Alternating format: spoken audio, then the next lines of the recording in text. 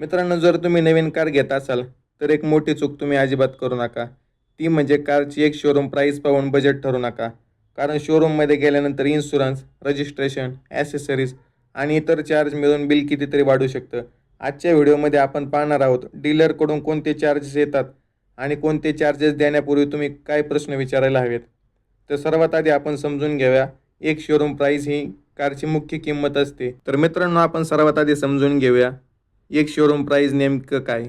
तर ही कारची मुख्य किंमत असते, पण ही फायनल ऑन रोड प्राईज नसते. यामध्ये RTO, इन्शुरन्स आणि काही इतर खर्च वेगळे असू शकतात. त्यामुळे फक्त एक शोरूम प्राईस पाहून बजेट तर अजिबात ठरवू नका. कार रजिस्ट्रेशनसाठी RTO संबंधित चार्जेस लागतात.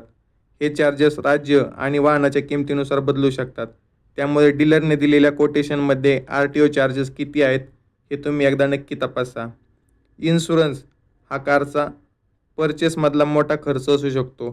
डीलर तुम्हाला इन्शुरन्स कोटेशन देईल, पण तुम्हाला पॉलिसीचे कव्हरेज, IDV, ॲडॉस ऑन आणि प्रीमियम नीट समजून घ्या. फक्त कमी प्रीमियम पाहू नका, पॉलिसीमध्ये काय मिळतं हे पण महत्त्वाचं आहे. याच्यानंतर आता येतो एक महत्त्वाचा टप्पा, तो म्हणजे ॲसेसरीज. ॲसेसरीजचा मुद्दा seat covers, mats, mud flaps, coating अशा अनेक गोष्टी कोटेशनमध्ये दिसू शकतात. प्रत्येक ॲसेसरी खरंच आवश्यक आहे का हे ठरवा. तुम्हाला नको असलेल्या ॲसेसरीजसाठी पैसे देण्याची काही गरज आहे का हे पण बघा. हे डीलरला स्पष्टपणे तुम्ही एकदा विचारा.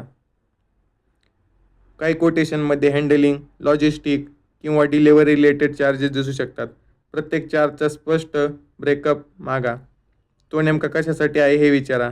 फक्त हा शोरूम चार्ज आहे का असं सांगितलं म्हणून लगेच मान्य करू नका. यानंतर डीलर तुम्हाला एक्सटेंडेड वॉरंटी, सर्व्हिस पॅकेज किंवा इतर ॲडेड ऑन प्रोडक्ट ऑफर करू शकतो. हे प्रत्येकासाठी आवश्यक असतील असं नाही.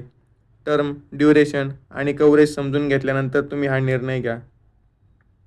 काही वेळा डीलर डिस्काउंट सांगतो आणि दुसऱ्या बाजूला ॲसेसरीज किंवा इन्शुरन्समध्ये ॲडिशनल कॉस्ट दिसू शकते. म्हणून मला किती डिस्काउंट मिळतो आहे एवढं पाहू नका. फायनल ऑन रोड अमाऊंट किती आहे हे एकदा तुम्ही कम्पेअर करा.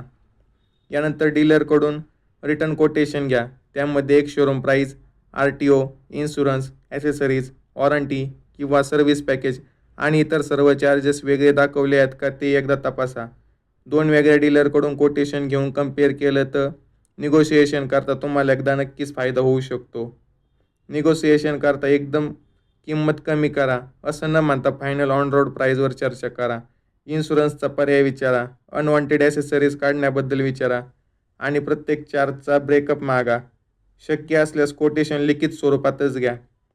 तर मित्रांनो, नवीन कार घेताना फक्त किंमतच पाहू नका, पूर्ण ऑन रोड कोटेशन समजून घ्या. कोणताही चार्ज समजला नाही तर डीलरला प्रश्न विचारा. अजिबात संकोच तुम्ही करू नका. अशाच कार रिलेटेड व्हिडिओसाठी तुम्ही एकदा श्री ऑटोमोबाईल गुरु मराठीला सबस्क्राईब करा आणि हा व्हिडिओ तुमच्या कार घेणाऱ्या मित्रासोबत एकदा नक्की शेअर करा. धन्यवाद.